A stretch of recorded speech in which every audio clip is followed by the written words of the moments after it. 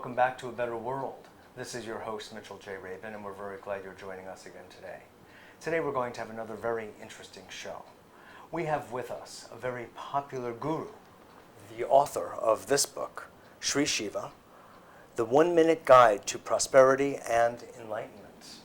So you probably never thought that you would be able to come to terms with enlightenment and prosperity in 1 minute. Well, we'll learn a little bit about how that might be able to be done. And more than anything, we're going to have a chance to learn something of the teachings and wisdom of Sri Siva, who has been around for a number of years. He's got a very interesting background that actually goes into the academic world, where he was a PhD in literature. And he is also well known for being the guru to Wayne Dyer and helping him out through a very interesting period of time and inspiring him greatly a number of years ago. So with that, welcome you to the show. A pleasure to have you. Great to see you. Good to see you. Now, isn't it interesting that you come out of a tradition that has been sort of like cooked and simmered for many thousands of years, and yet you come to write a book called The 1-Minute Guide to Prosperity and Enlightenment. Could you explain? Well, the question that people ask, I've been living in the West for 20 years or more. You were, as I mentioned, a professor at University of Pittsburgh. No, I just came here to do religion. my PhD in religion, and then I stayed here, and then I taught, and then I quit, and then I started teaching meditation. To answer your question, the question that people ask in the West, I go all over the world, Yes. in Europe as well. Why you guys, gurus, go around when you cannot fix your own country? If these meditations won't work in India? And that's a very valid question. Fix your own country, meaning because India Is so poor. Right. Okay. From the infrastructure point of view, it's a bit in shambles. Right. Yeah. See, the important thing about spirituality is that being spiritual doesn't mean being poor. God is not poor. Okay. And this spiritual consciousness has killed India. Too much of spirituality has been the problem. I mean, basically, you're saying because it's out of balance. Because with it's out of balance. Relationship to the material world. Right. It's very I important. agree. It is very important because India has failed, or all the world cultures have failed materially because their focus has been only on the spirit. They are spiritual people. If you are concerned about spirit, then you become spiritual. If you're concerned about material, then you become material. It is very simple. Sure. Look at the Buddha's life. He was 100% spiritual. So he had to leave his wife, his son, everybody, his own father, his kingdom, and then he became spiritual. Okay? Sir, I used to teach Buddhist meditation for the University of Pittsburgh. At the end of the class, I would tell them this Buddha concepts won't work for contemporary world. We don't want to bring in a civilization where emptiness is the reality. Okay? That is a spiritual reality. If everybody wants to go to that kind of level, which is not going to happen.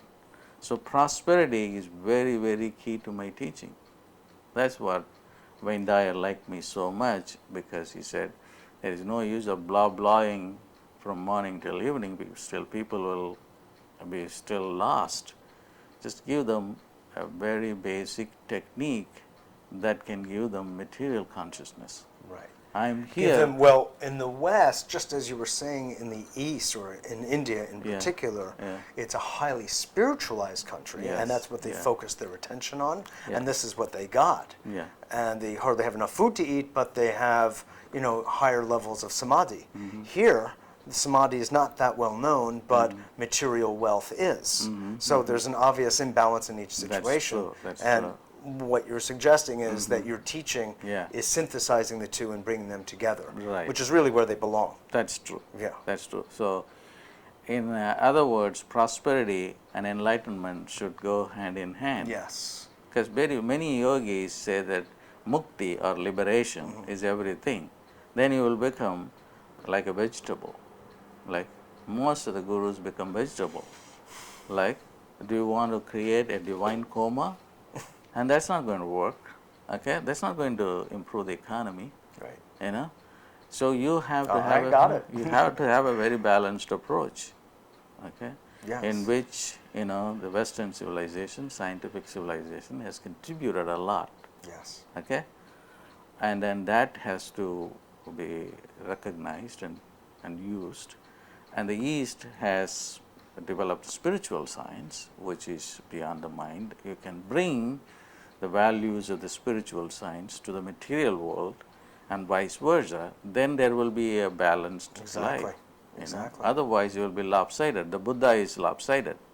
That's why he could not be comfortable living in a palace. Okay, but his model was like renounce the world and go, and then when you are going to be hungry, and the Buddha took to begging and created a monastic order. Is that going to work today? It's not going to work. Okay, so what are you going to do? You have to pay attention to prosperity of living this life, and also not neglecting the other life.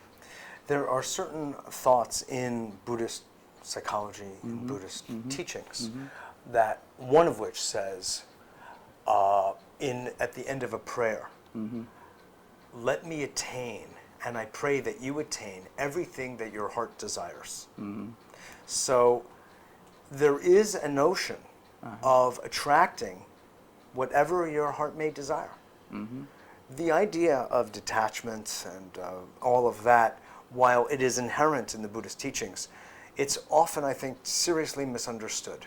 No, it's not true, because the Buddha himself, the Four Noble Truths that he taught was life is suffering. Yeah. That's the first truth. The second truth is because of the desires, tanaha, because he didn't want to use the Sanskrit, he used a Pali word. And then the truth is emptiness. And Nirvana, is truth. nirvana. Nirvana is emptiness. And that I'm not arguing, that's the ultimate. But that is not practical. That's what I'm saying. Okay? Right. It's easy to become a Buddhist, but difficult to become a Buddha. Okay? Same thing with Christ too. Yes, it's very indeed. difficult to become a Christ, but Sure. become a Christian is easy. And just sign on the dotted line. Right. That's why, I'm a very, very practical guru. Yes, no. Very practical, down to the earth. I hear that. It's not going to work, just talking philosophy, and then. So tell me then, on that practical note and side, how do you, according to your way, attain prosperity and enlightenment? Okay.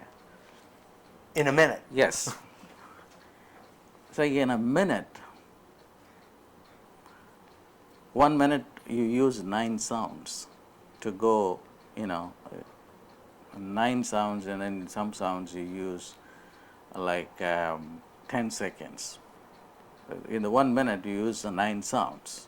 Okay. Okay. The sound for 10 seconds, and ooh for 10 seconds. Go through the vowels? Yeah. Well, 3 vowels we use, basically 2 of them.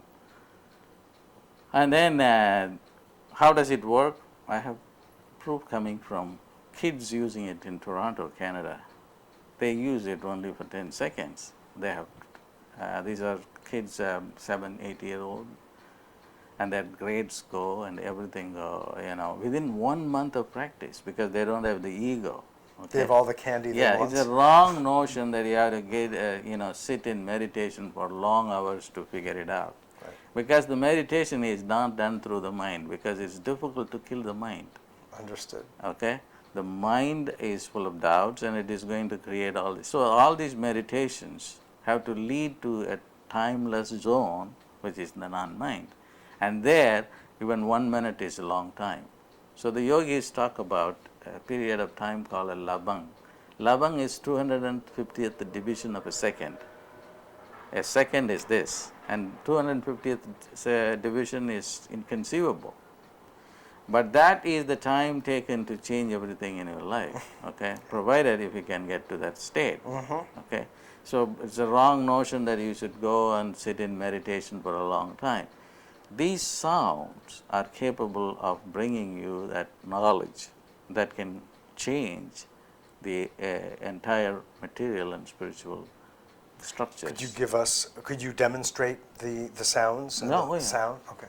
Yeah, you use the sound, you close your eyes and then use the sound ah for 10 seconds ah, at the root chakra.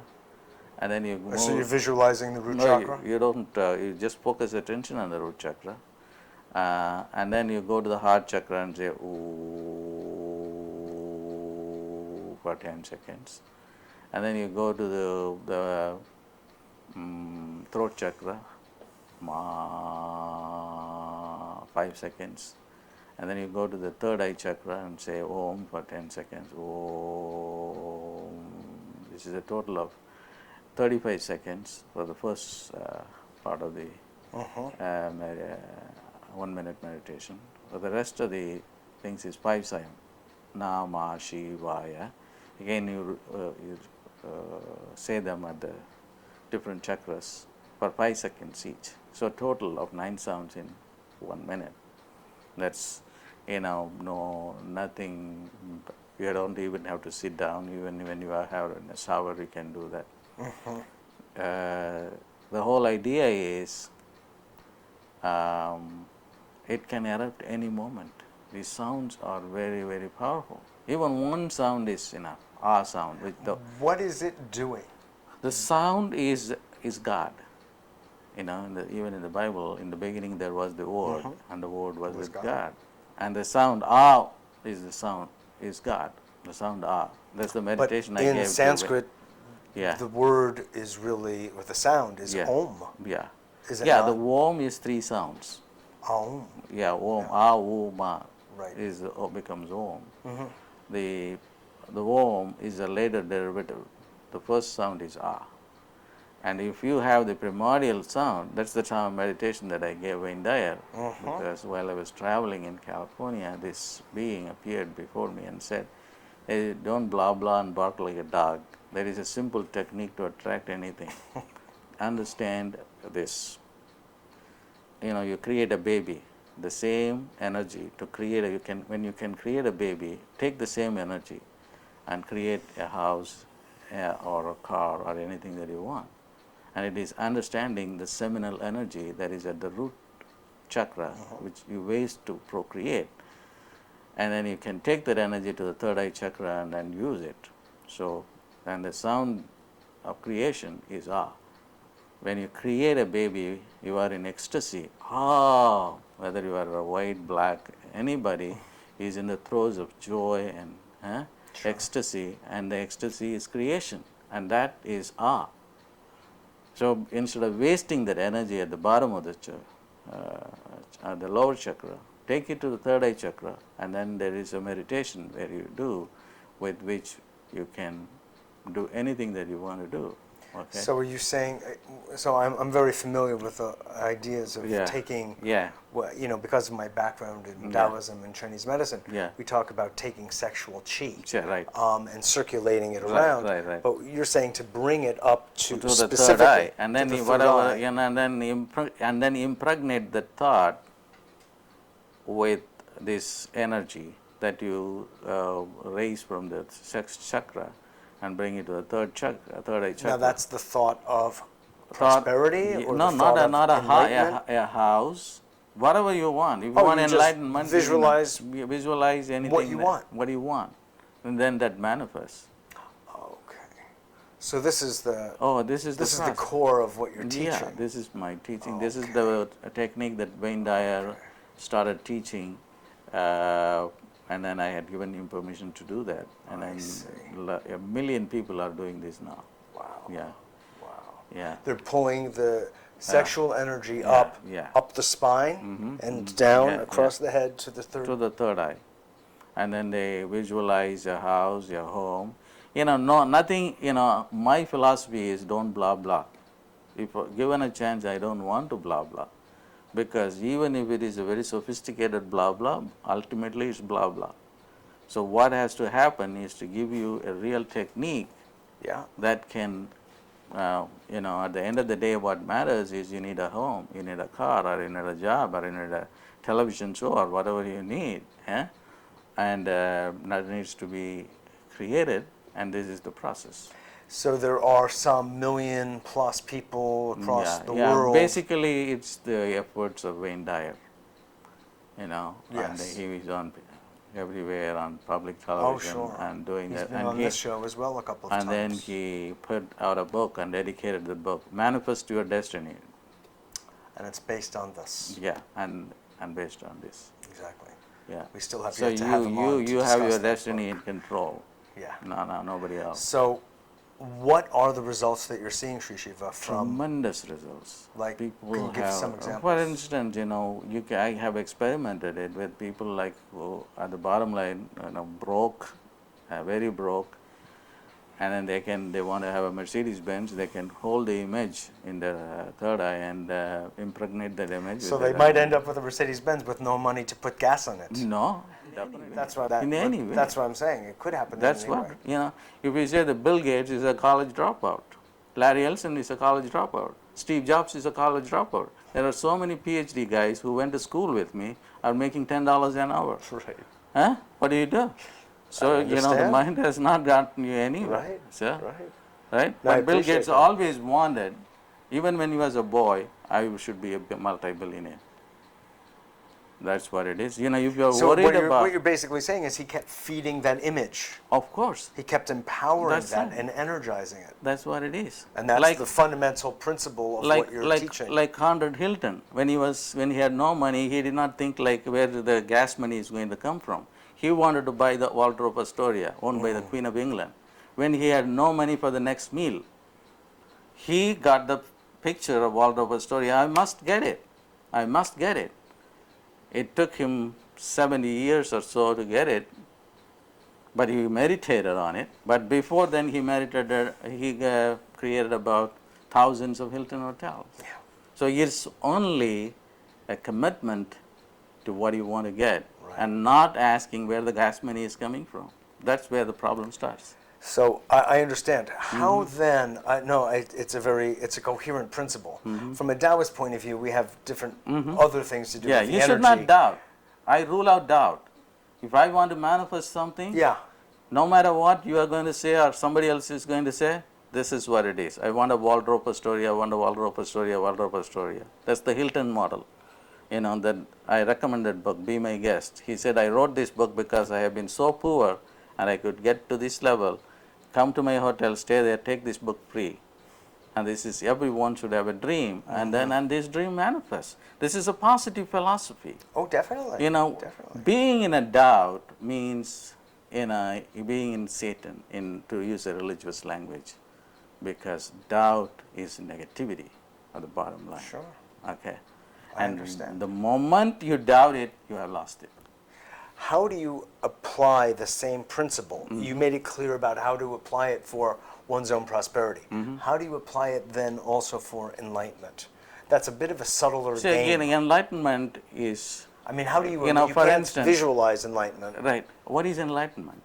It seems to go back to the Buddhist idea of emptiness is form and form is emptiness. That's not necessarily enlightenment. If you go to Babaji, he wouldn't accept that as the Buddha's enlightenment as enlightenment. Enlightenment is... What are you going to do? Yeah, he would say the ability to do everything is enlightenment, not the ability to lose everything is enlightenment. Losing your thought process is enlightenment, not enlightenment. There are a lot of guys chanting mantras, Rama, Rama, Shiva, Shiva, and then on the street they are 55 years old because the gurus who came here, they said this is the best thing that can be done. And now they are all 55-year-old. They are not, nobody is willing to hire them, and they are homeless. What are you going to do? So there are two things that I teach. You've got to be very careful about the material reality, about the spiritual reality. So enlightenment is not a losing process, where you lose your thing, you lose your ego, you lose your mind, and then be on the street. That's not enlightenment.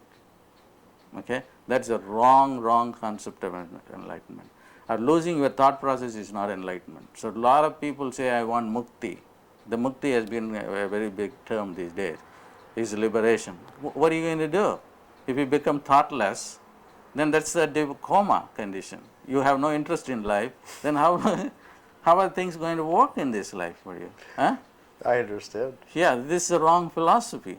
People have to take responsibility for what they are teaching, and the people who go to people and This is a very good point. yeah, they also have got, oh my God, what's going to happen? At the end of the day, I have to pay for my gas, okay? Exactly. Or somebody else has to pay, okay, for the gas. Because nobody is going to give free gas for an enlightened person, okay? Yeah. So, it's not a good idea to lose your ego. It's not a good idea to lose your thought process. It is good to understand your ego. It's good to understand your thought process and empower them and give them a high self-esteem. So that's basically my teaching. I understand. Okay? There's one piece I Yes. still want to get, though, Okay. which is about, I'm going to translate what I've heard Yeah. into a word, Yes. which is balance between the parts. That's true. It's really balance. Yeah, that's all about the book is about. Yeah. Prosperity and enlightenment. I understand. Yeah. What I want to do is understand how, using your technique, Yeah. enlightenment is realized. And what is it that you mean by enlightenment? I understand what you don't think Yeah, about I mean by as. enlightenment is an ability to stay in a non-ego, non-mind state, which is a state of empowerment, of being in a place to manifest your thoughts, to be able to do things that you want to do, to help others, to be compassionate, okay? And this is what enlightenment is. Okay. Okay. Okay. Okay. That's good, yeah. No, it brings a balance that Yes. Yeah. our world sorely needs. you know? Enlightenment is not running away from life or else meditating all the time. Enlightenment means being in a very, very powerful, intelligent level of existence, Right. in a non-mind egos, and then use that to enrich life, enhance life, okay, so that there is not much suffering. That's, to me, is It's what a I pleasure to have you on Okay. talking about this, because for me, I spend a lot of time saying this to people. Yeah. And sometimes they think I'm, You know what happens. people don't understand that you're supposed to be spiritual, meaning Right. allow spirit to move you and to animate you. Yeah, But also, yeah. we're living in a material world, Right. and it should be appreciated and enjoyed Yeah. completely. Yeah, but I must Not a little. I must tell you that I have not had much success with people, because people always want it like, I want to just go and space out. I know. Okay, because it's easy to do that. I know. Okay, I will go and hang out in Sedona or somewhere, sleep spiritual on the escapism Yeah, is it's what an it is. escapism. It is escapism. You know, however much you say they are going to again, just as lining up for a Broadway show, and borrowing money from credit card, escapism. Exactly. Going to a Broadway show is not different from this. Exactly. Going to a guru. That's right. That's unfortunate. Exactly. And when somebody goes to a guru, it also means that they're not Yeah. cultivating their own Shakti. That's right. Anyway, That's right. and that's not fair either. That's not right. Yeah. It's It's not that I'm not saying that you should not go to a guru. He can empower you, but then there have to be there's a a time and a balance. place. There is, yeah. Exactly. Yeah. Exactly. They can. Everything plays and everyone plays That's his right. or her role That's right. in the larger sphere. Definitely. I mean, Yeah. I always said to people, Yeah. either everything is God or nothing is God. Right. Take your choice, and you can live from either space. Right. Your opinion is valid, Yeah, right. whatever it is. Right. But you can't make some things God-like, like spirit, Right. and not material world. Right. It doesn't work. That's why I say that poverty is not divinity. Poverty is not divinity, and also money is not evil. Only right. misuse of money is evil. Exactly. Yeah. Exactly. It's really true. Okay. It's really true. Lack of money is evil. I think that there's validity to that Yeah. because, if you cannot contribute to society Yeah, right. and we do that often materially in some way, you're then becoming a drain. As they say, you're either Right. part of the solution or you're part Right. of the problem. Right. And if you cannot sustain, I mean, I look at things anyway Yeah. from a sustainability Yeah, model. right. And if you cannot self-sustain, No, it's then not that means gonna you're work. costing Yeah. society and the earth Right, right, right. money, a certain kind of currency, whatever that currency may Right, be. right, right. So people who are overly spiritual, they have been a Buddhist or maybe lived in a San Franciscan monastery for a long time, in many lifetimes, spiritualizing their consciousness, rejecting wealth. That's why it takes time. Then they will eventually come back. That's to me is golden age. Yes. We have less than 1 minute left, but it only takes you a minute to answer a very important question. So, karma. Everybody comes in with their own karmic picture. Right. And are you saying also that through your Yeah. practice, Oh yeah, there is a teaching. The karma goes that quickly? Yeah, karma It is. takes thousands of years yeah. to develop and 1 minute to let go? No, there's another technique there for karma busting. Okay. It's karma is here Yes. in the throat. And held in the throat chakra? Yeah, the throat chakra. It's called Adam's apple. That's also karma in the Christian sense. Okay, and then there is a particular meditation that I teach for karma.